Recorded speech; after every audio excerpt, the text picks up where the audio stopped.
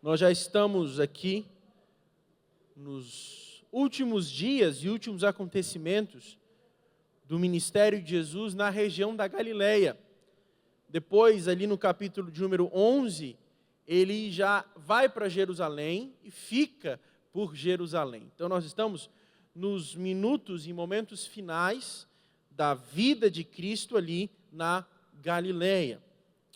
Nós vemos no contexto do capítulo de número 9, o que Deus está fazendo através de Cristo, a transfiguração, a cura de um endemoniado, sendo que os discípulos não conseguiram expulsar aquele demônio, vale ressaltar.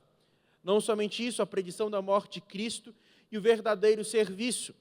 Agora, no versículo de número 38, nós vemos que parece que João tem uma pergunta a respeito da sua consciência latejando sobre um acontecimento. João e os discípulos viram um exorcista expulsando demônio em nome de Cristo. E diz, João respondendo, dizendo, Mestre, vimos um que em teu nome expulsava demônios, o qual não nos segue, e nós lhe proibimos, porque não nos segue. Parece que a consciência de João estava ligeiramente afetada por aquilo, porque ele viu há poucos segundos uma criança no meio de uma roda de vários homens, e aquela criança ali, sendo um exemplo de humildade. Agora João parece ter sua consciência afetada, ou uma culpa parece que assalta o seu ser, e ele pergunta, Senhor, aconteceu a seguinte situação. Os exorcistas eram muito comuns em Israel. Isso era muito comum. Principalmente no período interbíblico, intertestamentário. Porque acreditava-se que a vinda do Messias haveria um expurgar das forças das trevas, então os demônios seriam expulsos. E naquela época, então, houve um grande afloramento de manifestações diabólicas. E surgiu-se, então, um ministério de exorcismo. E muitos exorcistas estavam naquele tempo com Jesus. Mas perceba que eles expulsavam demônios, de acordo com a cultura judaica, através de nomes veterotestamentários, ou nome de anjos que estão presentes dentro da cultura judaica. Então eles expulsavam demônios em nome de Miguel, em nome de Rafael, em nome de Abraão, em nome de Isaac, em nome de Jacó. Mas aquele exorcista expulsava em nome de Jesus. E perceba a ironia disso aqui. Alguns instantes, poucos dias antes, nós vemos que eles tentaram expulsar um demônio e foram frustrados. Porque aquela casta só era expulsa com jejum e oração.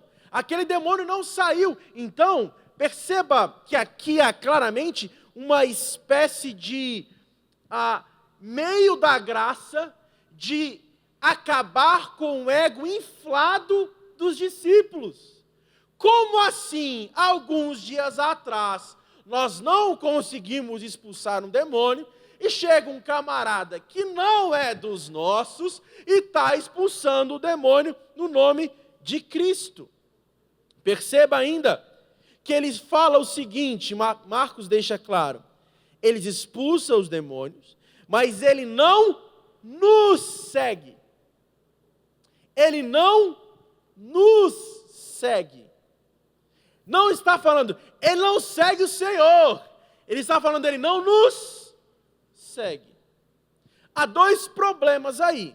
Talvez a equiparação à figura de Cristo, colocando-se no mesmo pacote, ou um problema que é o mais possível, de que eles achavam que estavam numa condição de superioridade àquele exorcista.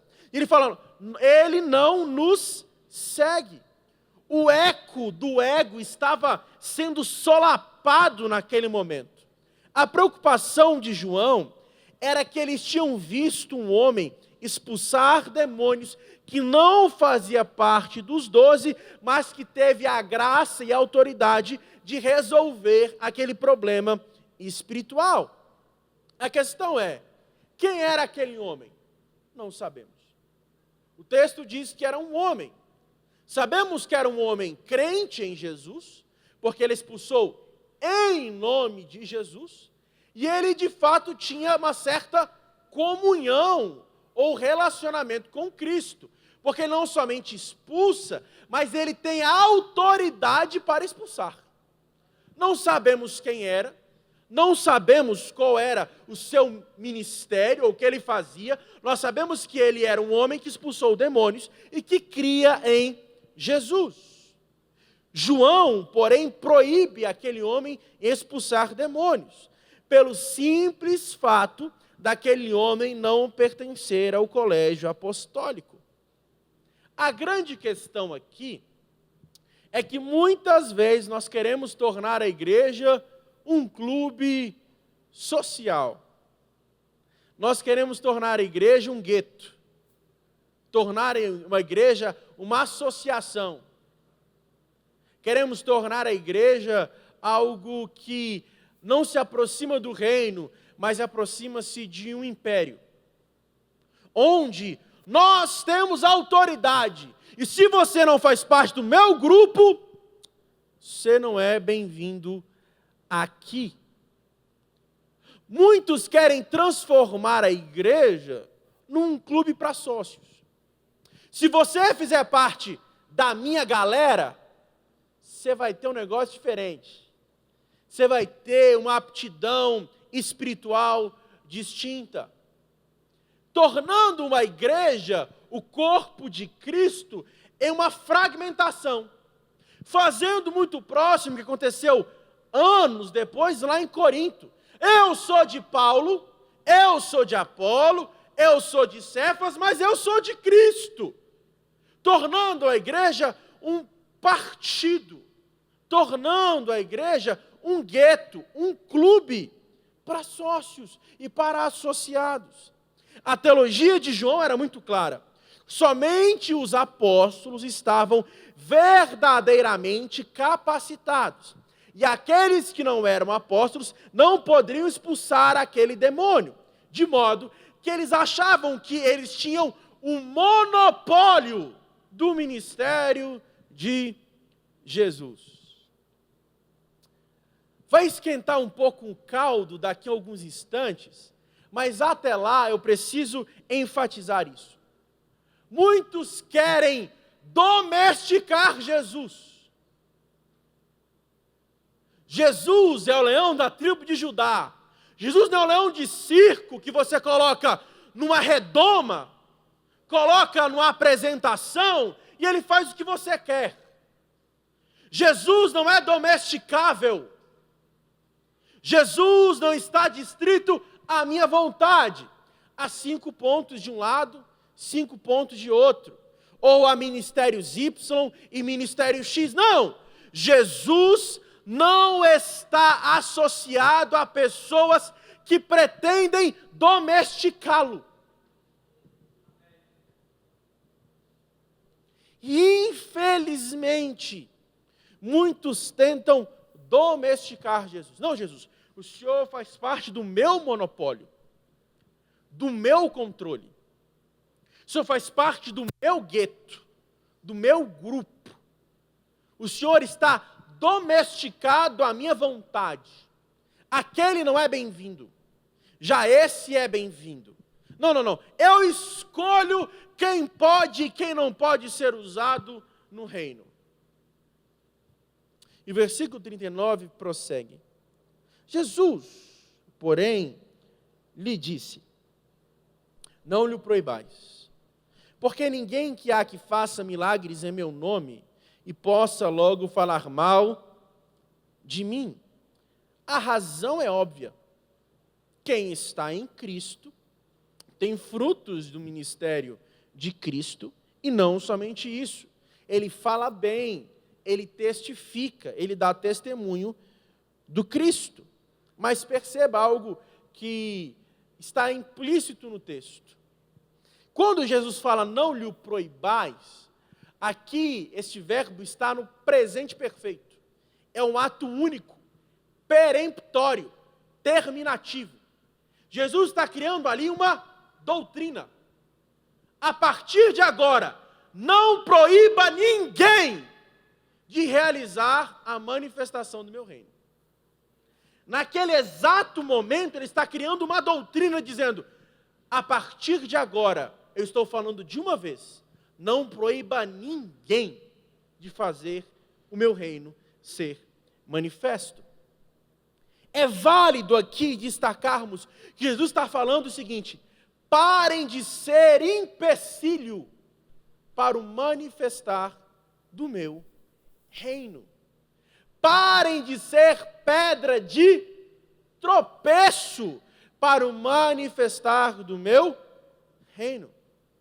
Porque muitas vezes nós queremos colocar empecilhos para a promoção daquilo que é bom, daquilo que é perfeito, daquilo que glorifica a Deus, gerando, de certo modo, um padrão, que isso me traz muita preocupação. Eu fico muito preocupado com isso, porque nós queremos padronizar, e o reino de Deus não é uma fábrica de salsichas, onde todo mundo é igual, todo mundo tem o mesmo tamanho, peso, gramatura, o mesmo jeito. Somos diferentes uns dos outros. Quer ver? Quem aqui coloca o arroz embaixo do feijão? Quem coloca o arroz por debaixo do feijão? Levante a mão, só para eu saber. Quem faz o inverso? Quem coloca o arroz em cima do feijão? Uma porcentagem. Porcentagem. Quem aqui coloca, fazendo café, coloca o pó na água? Levante a mão. E quem coloca a água no saco lá, no pó? Outro grupo. A questão é, quem está certo e quem está errado? Nenhum dos dois. O objetivo e o resultado é o mesmo. É ou não é? É ou não é? Seu intestino vai falar, não, o arroz veio antes, então eu não aceito. Espera lá. A visita não vai falar, nossa, você colocou o pó na água, eu não quero. Não. A grande questão é que nós queremos padronizar de tal modo as pessoas que elas deixam de ser elas para ser a gente. Aí que é o problema da igreja. Sabe por quê? Jesus me chamou para ser pastor, para tornar pessoas discípulas de Jesus e não minhas. Não é para ser igual ao Aaron, entendeu? Você não vai chegar no céu e Jesus vai falar, quantas pessoas você fez a sua imagem, Aaron? Não, ele vai falar, Aaron, quantas pessoas você tornou mais parecidas comigo? Essa é a grande questão. Nós queremos que as pessoas sejam mais parecidas conosco do que com elas próprias. Esse é o grande defeito, porque nós muitas vezes queremos padronizar, dizer que somente isso ou somente aquilo. As obras e as maravilhas de Cristo são evidências de que aquele homem era sim usado pelo próprio Deus. Da mesma forma, alguns segmentos religiosos têm a pretensão de serem os únicos que acham que servem a Deus. Chegam a pregar com altivez, como se fossem os únicos detentores da verdade. E como se Jesus fosse seu monopólio, com arrogância, são os únicos puros em sua doutrina. Muitos tolamente acham que o padrão é o que eles pretendem para a sua denominação e não para aquilo que a Bíblia diz. Há muitas pessoas que idolatram sua denominação e estrutura eclesiástica, ao ponto de desmerecer outras pessoas, porque elas não fazem parte do seu grupo. Quem tem o Espírito Santo é só assembleiano. Quem não fala em línguas não é crente. Ou somente os batistas têm um modelo ideal de igreja, porque são congregacionais. Ou os presbiterianos, porque são formados pelo presbitério. Somente as igrejas da parede preta sabem como conquistar os jovens. Espera lá. Não existe um padrão, sabe por quê? Porque a obra ela é de Deus e não nossa. Jesus salva, independentemente se você é da Assembleia de Deus, se você é da Batista, da Presbiteriana ou de qualquer comunidade. O dono da obra é Jesus. Eu posso não concordar com algumas coisas, mas desmerecer aquilo que Jesus está fazendo, eu não posso. Não posso. Não foi me dada a autoridade de doar ou ser o fundamento da igreja. O fundamento da igreja é Jesus, não eu. É Jesus que faz a igreja crescer. E eu não posso ser imbecil ao ponto de achar que Deus só está na minha igreja.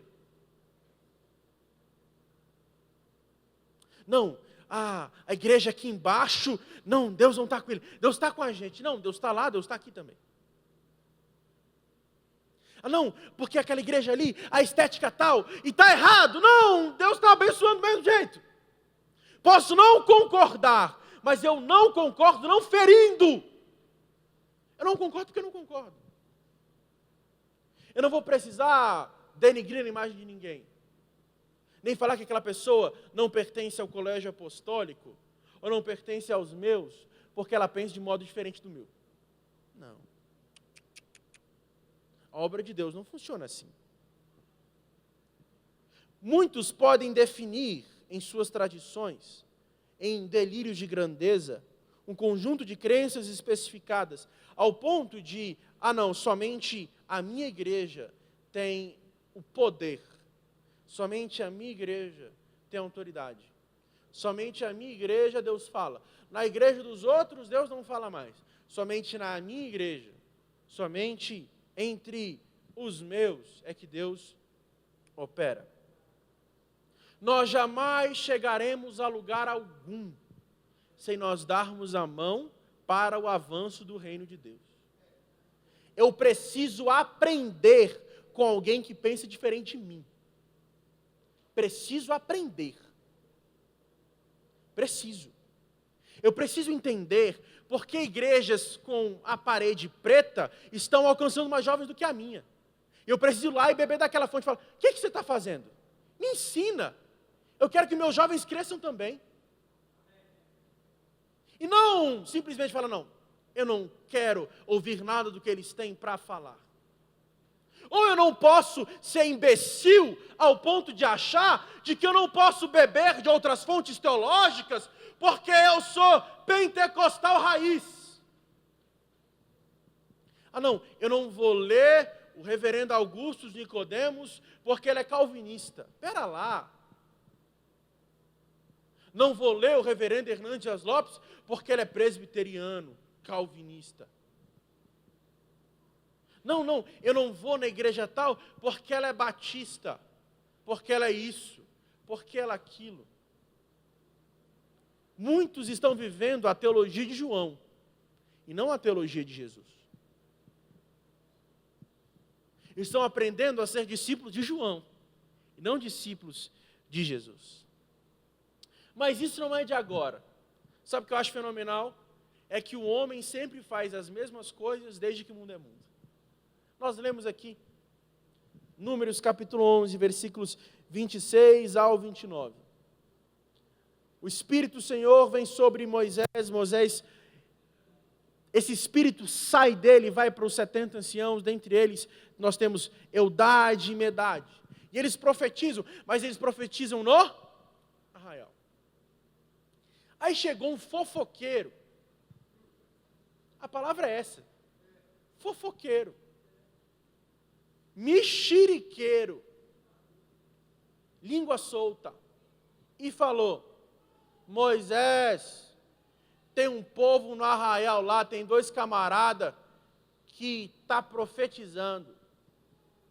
Eles estão cheios de Deus lá. Resolve esse negócio. Aí chegou Josué. Moisés não pode. Proíbe eles. Eles não podem. Eles foram usados uma vez, como 68. Esses 2 não podem. Aí Moisés dá um exemplo de alguém que é maduro. Você está sentindo ciúmes por minha causa? Eita!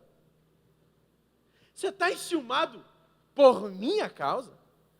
Quem dera se todo Israel profetizasse. Você está incomodado que eles profetizam? Quem dera se todo mundo profetizasse. Vamos aplicar isso para os nossos dias. De modo mais simples. A aula do camarada foi espetacular. Foi de tirar o chapéu. Não, ele cometeu erros na exegese. Erros e princípios hermenêuticos. Não, ele se equivocou. Sabe, é um ciúme ministerial. Eu cunhei esse termo hoje. Existe uma síndrome de ciúme ministerial na igreja. Ninguém pode fazer melhor do que eu, porque se ele faz melhor que eu me sinto ameaçado. Aceita Jesus de novo, você precisa de salvação na sua vida. Ah não, porque se ele fizer melhor que eu, ele vai puxar o meu tapete. Irmão, não existe Aladim no reino de Deus, a gente não vive de tapete. Então, vai tirar o quê se a gente não está de tapete? Entendeu? Vai fazer o quê? E eu vi esses dias uma história de um pastor que eu falei, meu Deus, ele tirou um coelho da cartola que foi maravilhoso. Ele falou, porque tem gente preocupada aí de puxar tapete. Se alguém puxa o tapete, eu reajo, e quando eu reajo, eu vou mais à frente do que eu estava antes. Eu falei, é isso aí mesmo. É exatamente isso. Porque tem gente que só é acompanhada de pessoas despreparadas porque ele não quer se sentir ameaçado.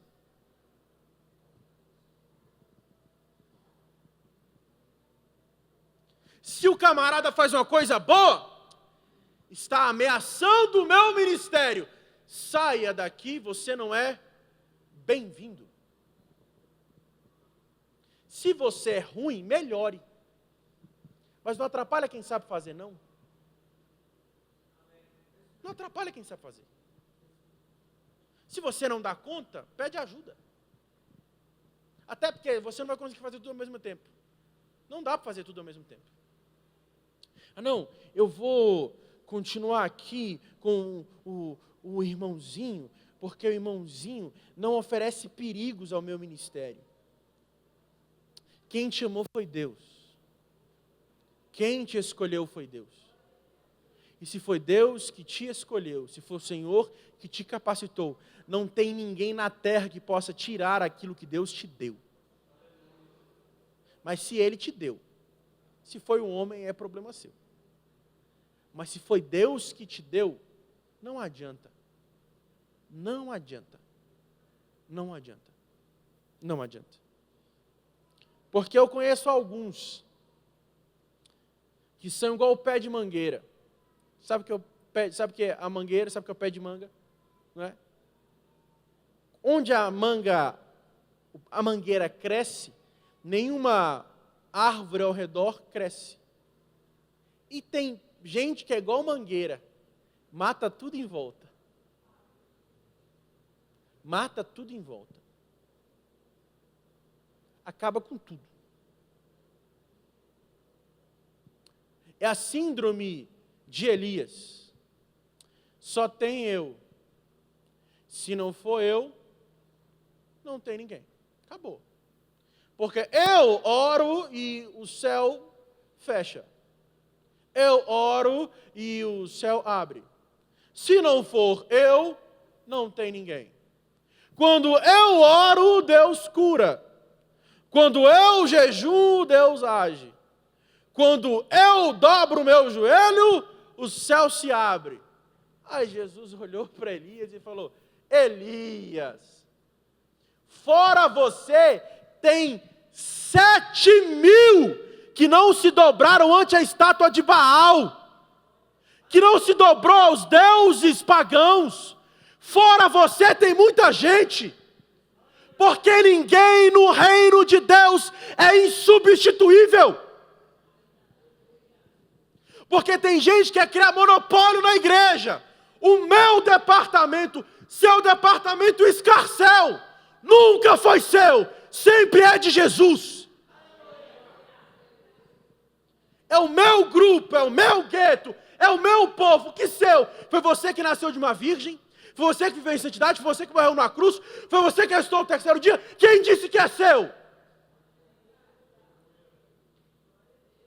Se não for você, tem outros.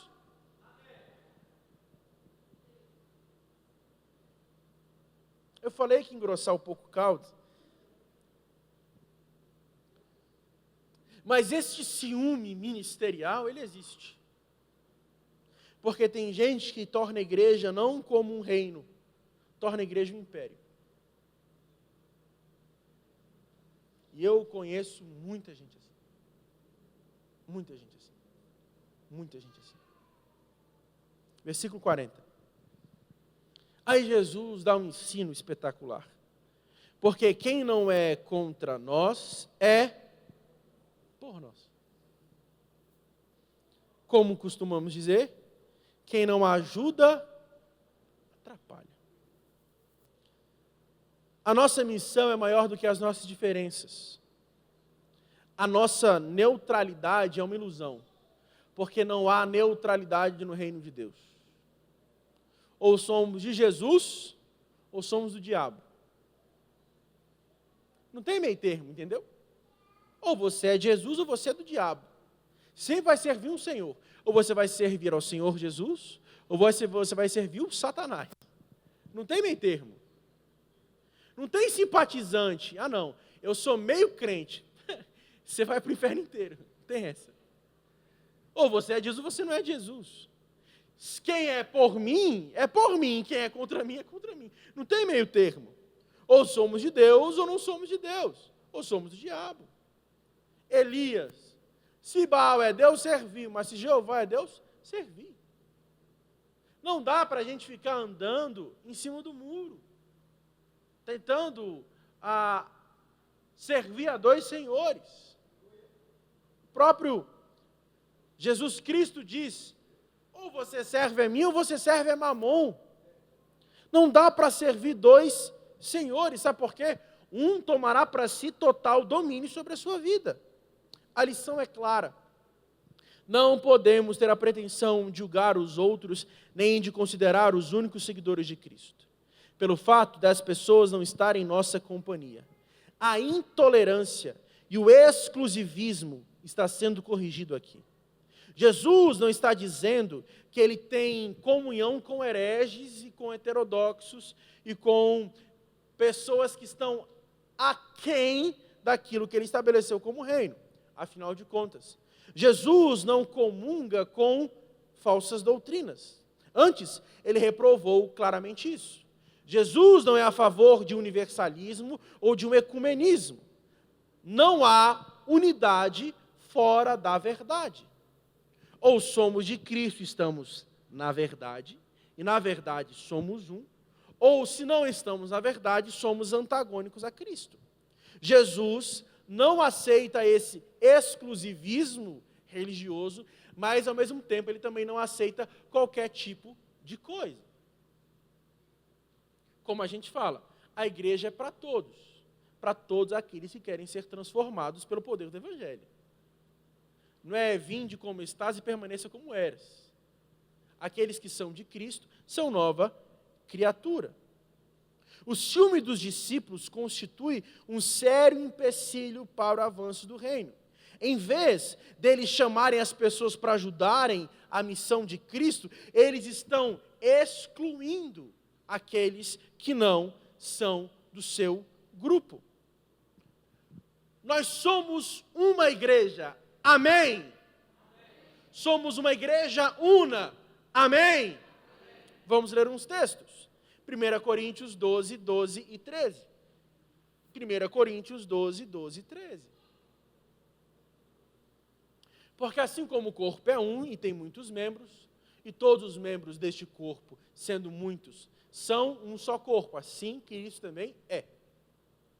Pois todos nós somos batizados em espírito, formando um corpo, quer judeus, quer gregos, quer servos, quer livres, todos temos bebido de um espírito. A igreja, ela é una. Romanos 12, 5. Romanos 12, 5. Romanos 12, 5. Assim, nós que somos muitos, somos um só corpo em Cristo, mas individualmente somos membros uns dos... Ninguém tem dúvida que a igreja ela é una.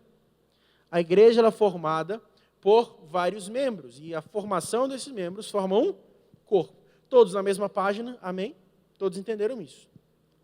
Mas há uma segunda doutrina dentro da eclesiologia, da doutrina da igreja, que chama-se da catolicidade. A igreja ela é una, mas está dentro da catolicidade. Sabe o que significa isso?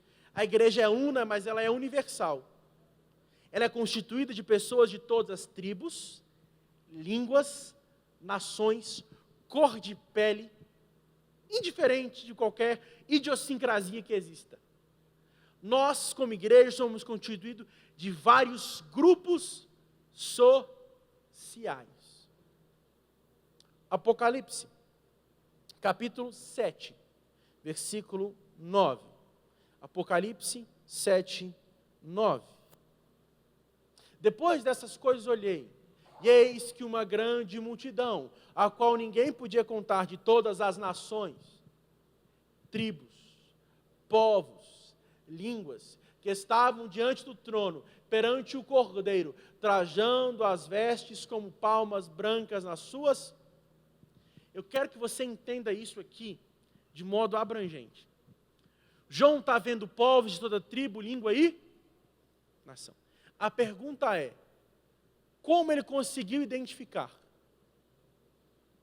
Porque eles eram diferentes. Ele olhou na multidão e viu lá um camarada usando uma saia xadrez com gaita de fole. Do outro lado ele viu outro camarada usando um blusão. Outro camarada usando terno e gravata. Outro que é mais despojado, com a camisona e a calça folgada. Mas aí que está a questão. Ele viu a diferença que existia no próprio corpo de Cristo. Aonde? No céu. Sabe o que significa isso? O céu respeita a nossa culturalidade muito mais do que a gente está acostumado. Porque ele viu a diferença das pessoas. Se ele identificou que era diferente, é porque era diferente. E ele notou isso. Então, no reino de Deus, há espaço para todo mundo. E existe uma coisa que eu abro um parênteses aqui, que eu acho fenomenal no reino de Deus. Você pode colocar um camarada com pós-doutorado, amigão.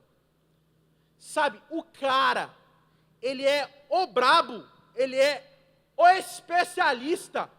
Você coloca ele é o Tim Keller brasileiro. Você coloca ele para pastorear no sertão da Paraíba. Eu duvido que ele dê conta. Não dá conta. Não dá. E se você pegar um pastor do sertão da Paraíba e colocar ele no centro de Nova York, ele também não vai dar conta. Porque Deus chama as pessoas para determinados tipos de funções no reino de Deus. Eu não posso, a gente tem missionários aqui hoje, para a glória de Deus. Eu não posso chegar na casa de alguém que é indígena, do meu jeito e não respeitando as tradições dele. Você entendeu? Porque eu tenho que entender que quem é do reino, ele é do reino, gente, ele não é contra mim. Não é porque ele tem barba e eu uso bigode que ele é menos crente do que eu. Não é porque lá ele usa paletó branco na Santa Ceia, apesar de eu achar horroroso e brega demais. Acho horroroso o paletó branco. Mas ele usa, meu irmão. E Deus abençoa ele. E acabou. Quem sou eu para botar o dedo e falar que está errado? É ele, deixa ele lá. Ele não vai poder, obviamente, rolar no chão, porque vai sujar tudo. Não é? Ah, não, porque eu sou assim, eu sou assado. Não, meu irmão, o reino é de Deus e não nosso. O reino é de Deus, gente. É Deus que está no controle de todas as coisas. E quando João viu, ele falou, eita, esse povo aqui é diferente um do outro. A linguagem deles é diferente, a forma deles é diferente. Você entendeu? Que Jesus vai trazer para o seu reino pessoas diferentes. E na sua diferença, ele será glorificado.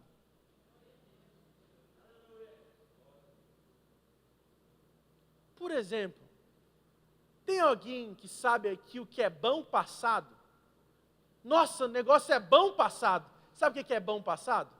Alguém sabe o que é isso? Só eu que sou do interior do Goiás sabe o que é bom passado? Passou de bom, meu. Excelente. Bom passado. Passou de bom. Aí se eu vejo alguém falando, nossa, a pregação foi bom passado, meu irmão. Faltou intelectualidade. Faltou usar as palavras certas. Quem não é contra nós, é por nós.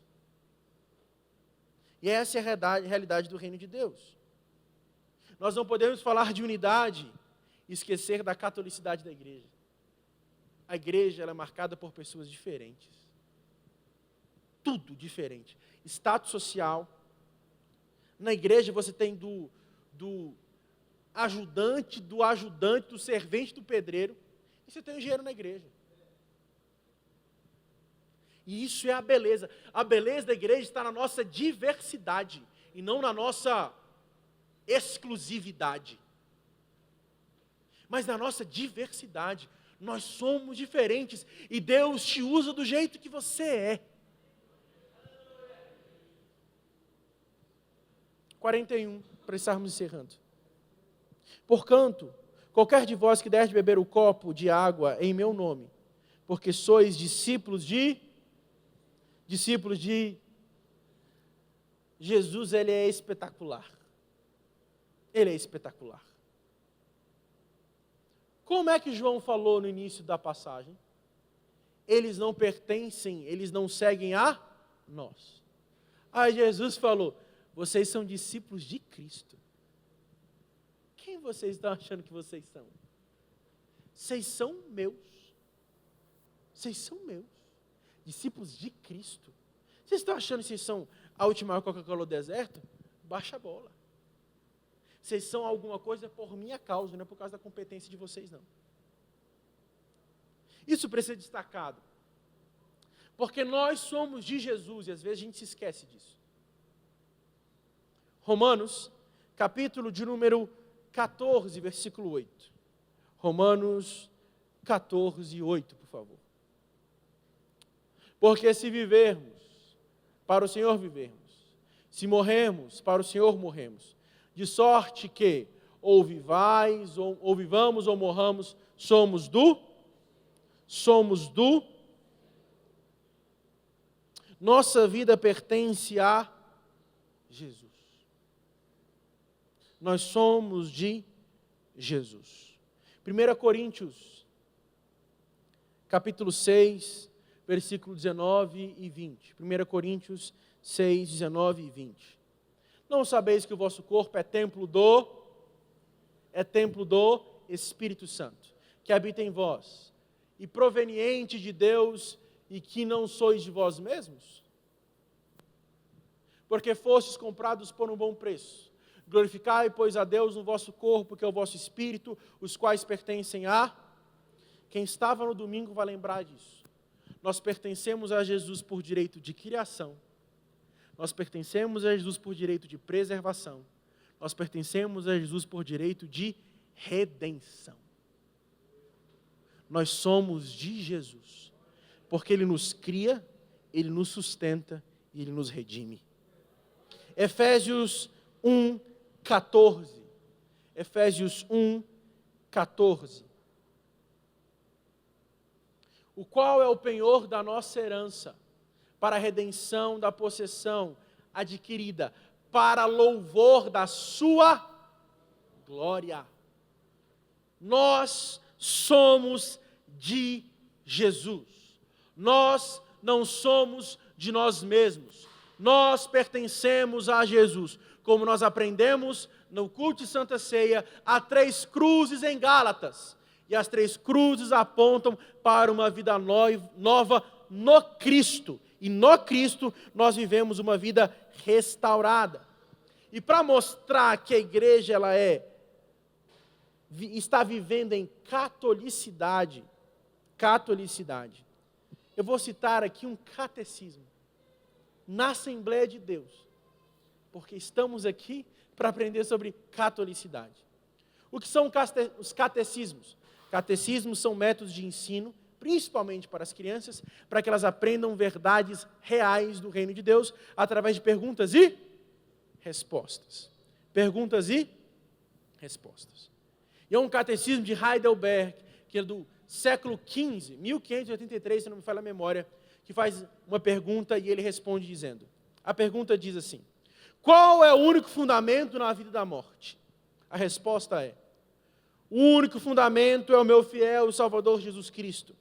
A Ele pertenço em corpo e alma e na sua morte, e não pertenço a mim mesmo.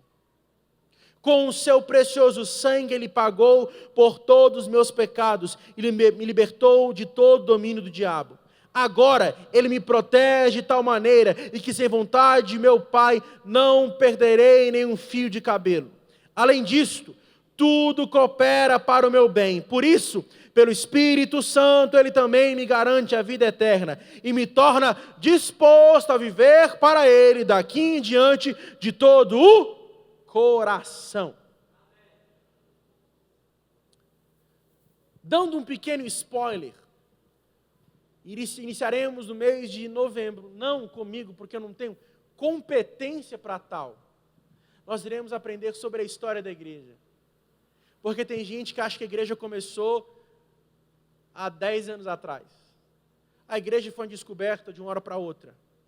A igreja começou do nada, assim. Não. São 2000 anos de história. E quem somos nós para desprezar 2000 anos de história? Quem somos nós?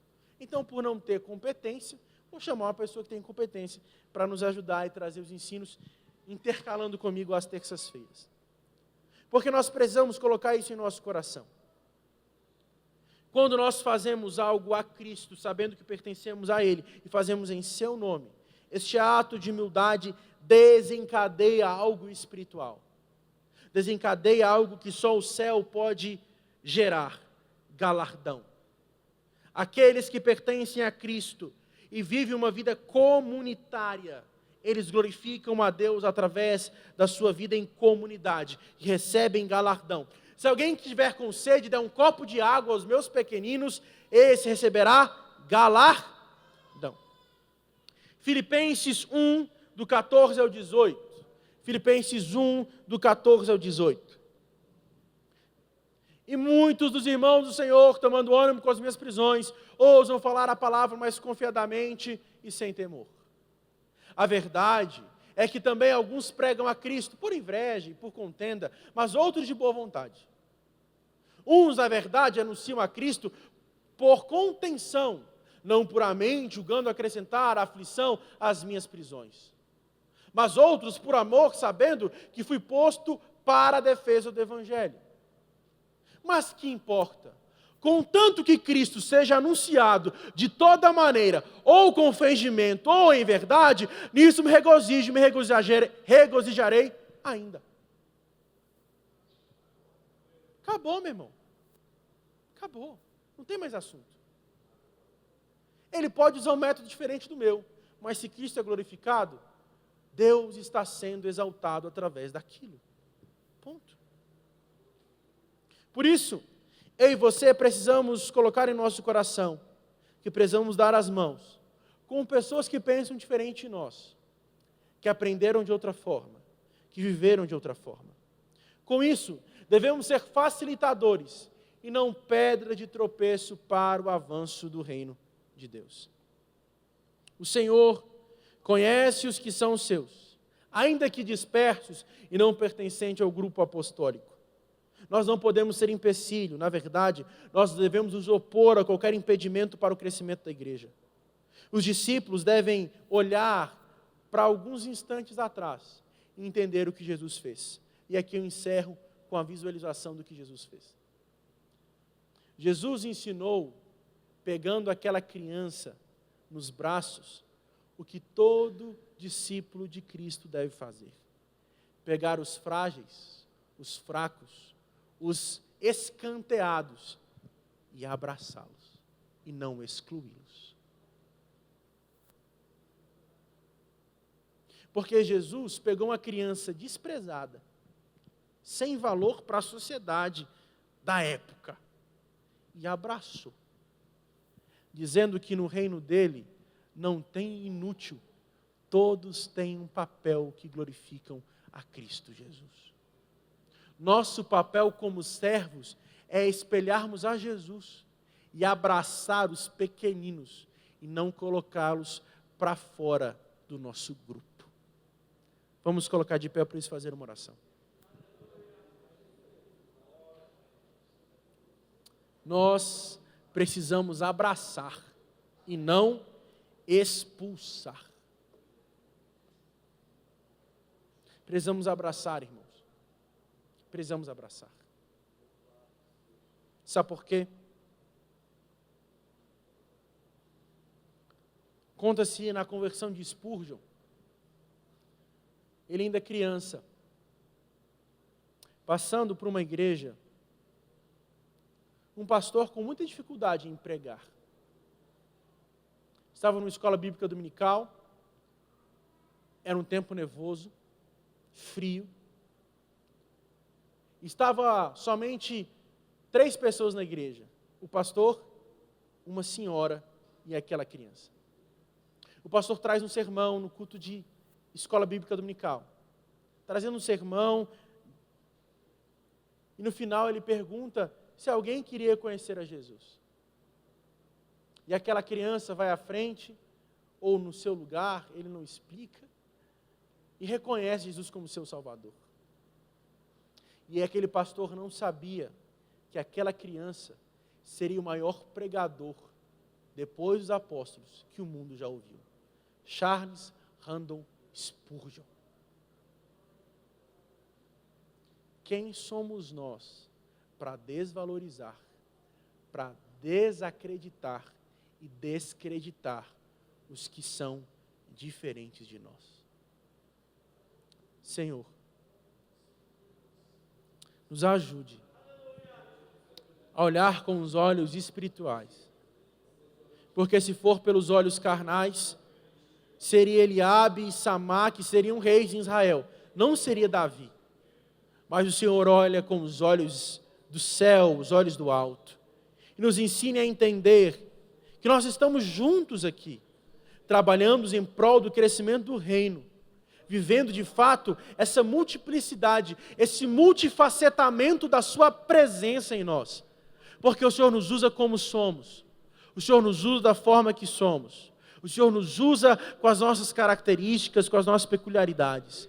E nós pedimos, Pai, que nós possamos abraçar e não expulsar, que nós possamos abraçar e não excluir, que nós possamos abraçar e não proibir, porque fomos chamados para sermos contigo, e o Senhor nos ensinou naquele dia que o Senhor abraça aqueles que estão longe, aqueles que estão distantes, aqueles que não fazem parte do grupo. Nos ensine a viver este amor, o amor que transcende a consciência, o amor que transcende a cultura, que transcende as evidências humanas, o amor que transcende as nossas percepções humanas, o amor da cruz, o amor do Calvário, o amor incondicional do Senhor por nós. É o que nós oramos, é o que nós pedimos, em nome de Jesus. Amém e amém. Que o Senhor nos abençoe.